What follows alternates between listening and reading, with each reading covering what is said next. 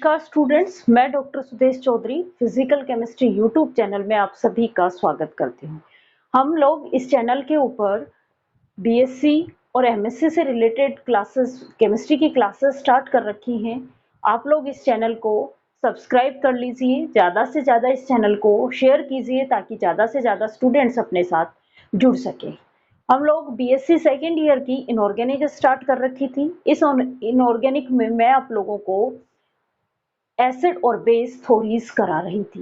उन थ्योरीज में जो यूनिट आपके 5th का पार्ट है, उन एसिड बेस थ्योरीज में हमने आर्रेनियस कंसेप्ट कंप्लीट कर लिया था, ब्रोंस्टेड लोरी कंसेप्ट कंप्लीट कर लिया था। आज मैं आप लोगों को एक नया कंसेप्ट, एक नई थ्योरीज कराऊंगी, लक्स फ्लूइड थ्योरीज। ये थोड़ी छोटी है और बहुत आसान है। उन्हीं दोनों थ्योरीज के आधार पे है ये थ्योरीज।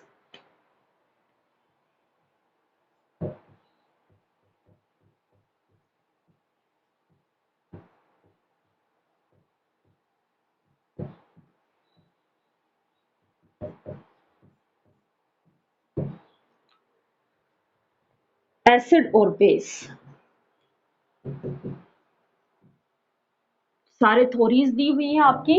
इन थ्योरीज में हमने आर्रेनियस कंसेप्ट पढ़ लिया था पूरा।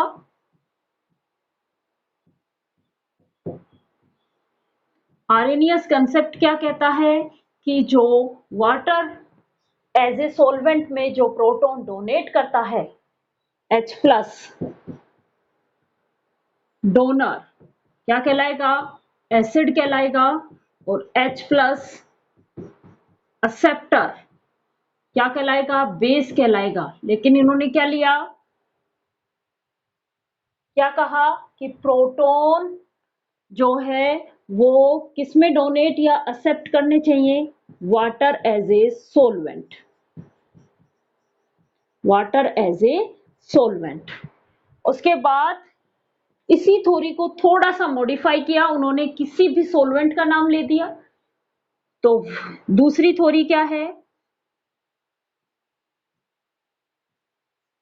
ब्रोंस्टेड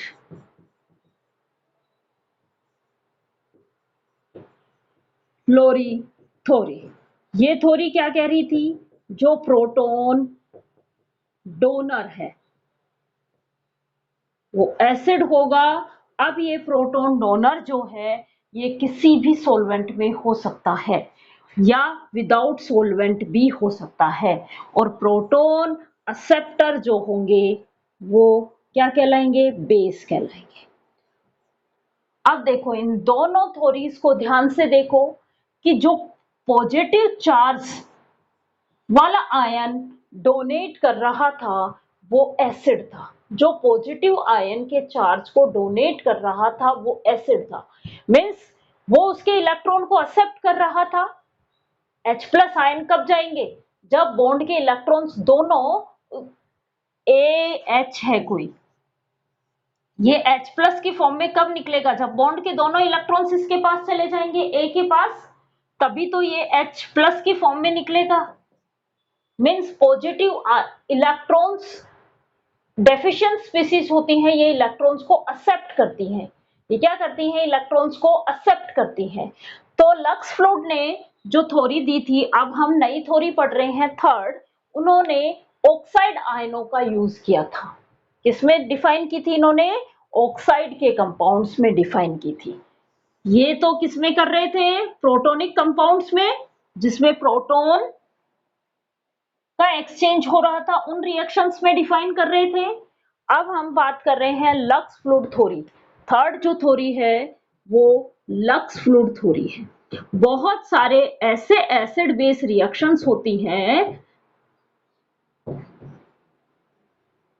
बहुत सारी ऐसी एसिड बेस रिएक्शंस होती हैं जहां पे प्रोटॉनों का ट्रांसफर नहीं होता है या यहाँ पे किसी भी तरीके के प्रोटॉन्स इन्वॉल्व नहीं होते हैं।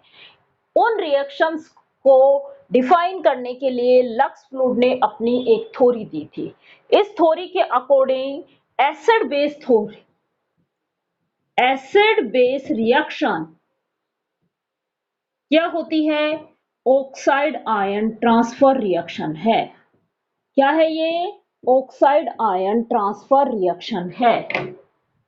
जबकि उन्होंने क्या कहा था, एसिड बेस रिएक्शन जो है वो प्रोटॉन ट्रांसफर रिएक्शन है, और इन्होंने क्या कहा लक्स फ्लूटथोरी ने कि जो एसिड बेस रिएक्शन है वो ऑक्साइड आयन ट्रांसफर रिएक्शन है। यहां तक clear? Oxide ion transfer reaction है। अब एसिड कौन होगा और बेस कौन होगा?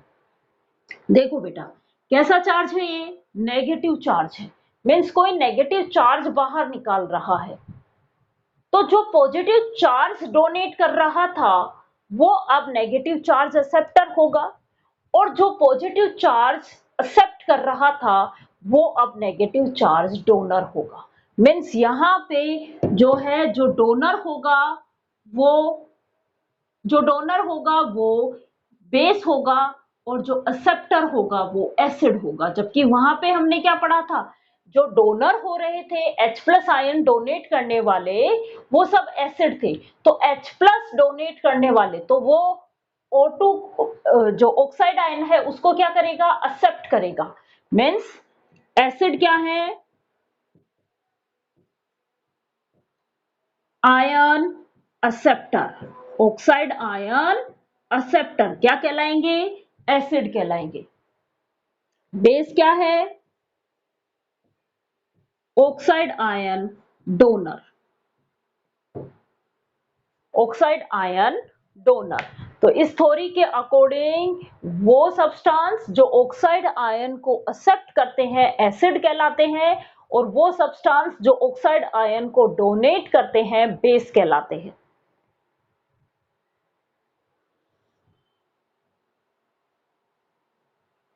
देखो रिएक्शन से एक रिएक्शन देखते हैं हम। बेस क्या डोनेट करे, ऑक्साइड आयन डोनेट करे, तो क्या बन जाएगा, एसिड बन जाएगा। देखो calcium oxide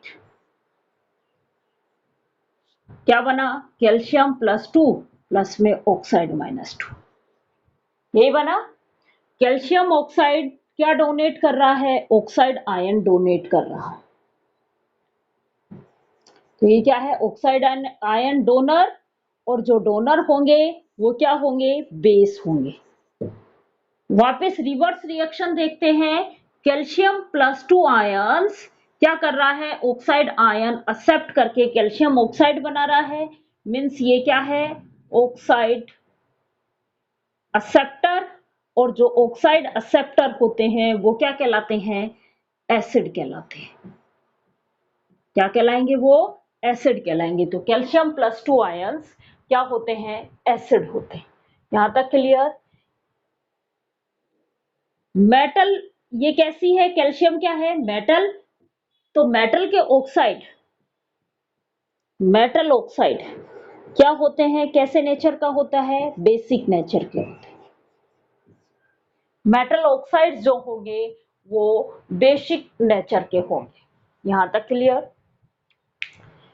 inorganic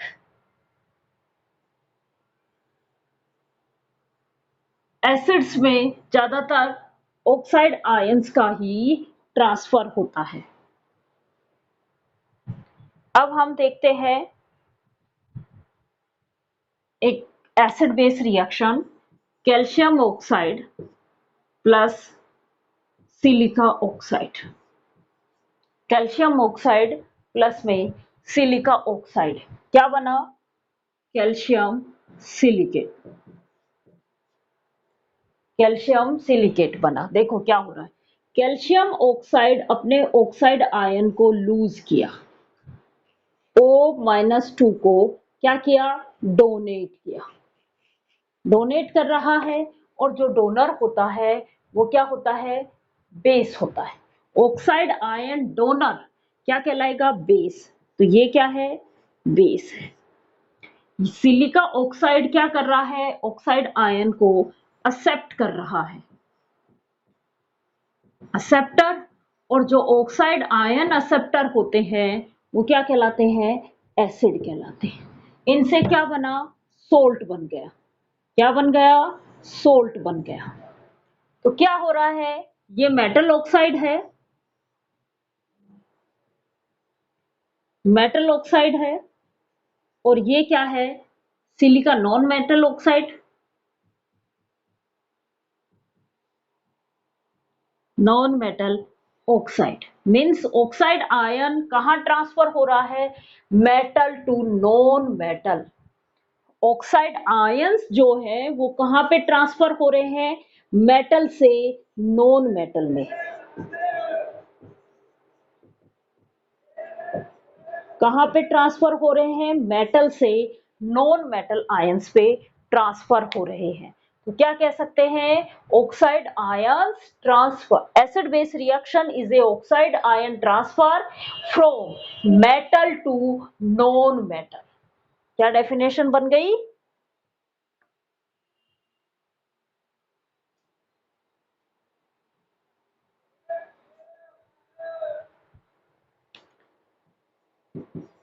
acid base reaction is a oxide ion transfer reaction, oxide ion transfer from metal oxide to non metal oxide। तो क्या होगा, हमेशा मेटल ऑक्साइड्स जो है, जनरली की बात कर रही हूं मैं, मेटल ऑक्साइड्स जो होंगे वो कैसे नेचर के होंगे, ट्रांसफर कर रहे हैं तो बेस, और नॉन मेटल ऑक्साइड्स क्या कर रहे हैं, ऑक्साइड को एक्सेप्ट कर रहे हैं, तो क्या कहलाएंगे, एसिड कहलाएंगे। ये था लक्स फ्लूइड थ्योरी की एसिड बेस थ्योरी। ऑक्साइड्स जो होते हैं वो अनहाइड्रस होते हैं बेसिक हाइड्रोक्साइड्स के।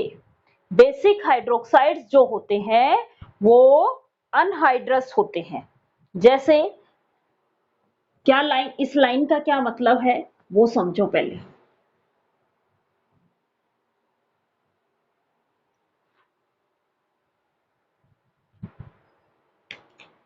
क्या कहा मैंने, oxides are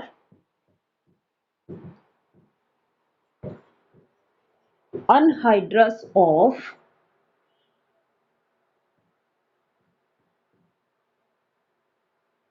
basic oxide. Anhydrous of basic oxide, basic hydroxides.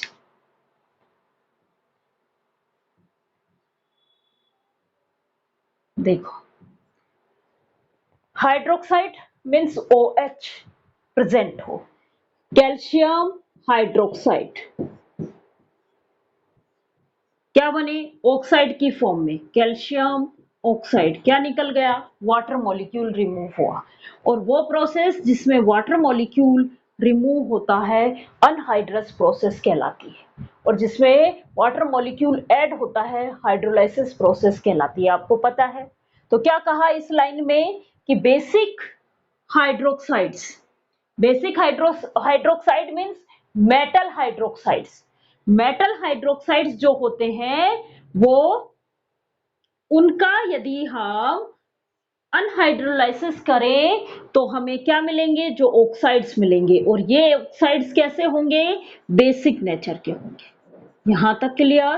क्या कहा इस लाइन के अकॉर्डिंग, बेसिक हाइड्रोक्साइड्स जो है यदि हम उनका अनहाइड्रोलाइसिस करते हैं तो हमें क्या मिलते हैं, ऑक्साइड्स, और वो कैसे नेचर के होते हैं, बेसिक नेचर के होते हैं। एसिड ऑक्साइड्स का भी अनहाइड्रोक्साइड किया जाता है ऑक्सी एसिड से, ऑक्सी एसिड्स।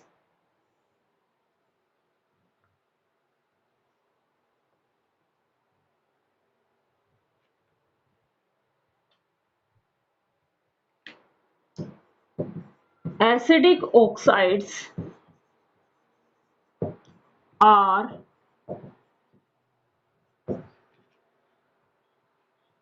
अनहाइड्रस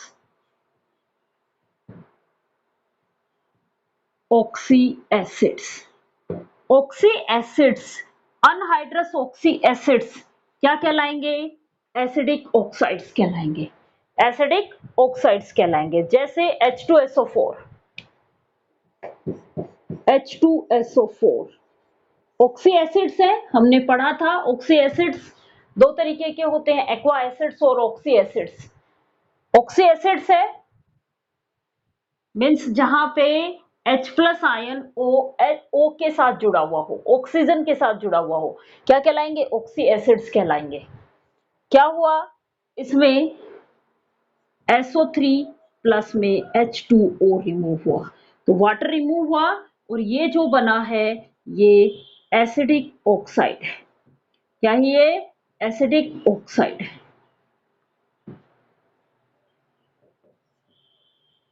तो क्या कहा?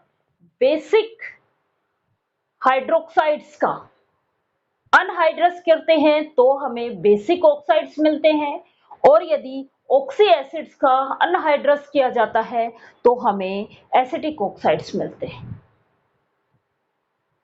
अब ये जो किस काम आते हैं वो पढ़ते हैं हम।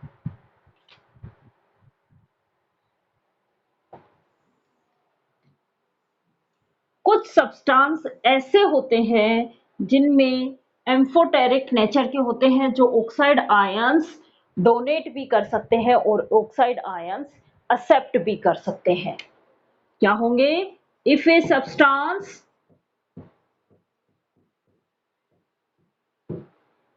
Donate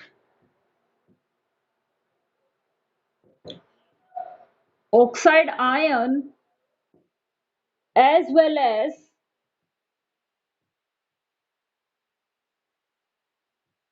accept oxide ion is called amphoteric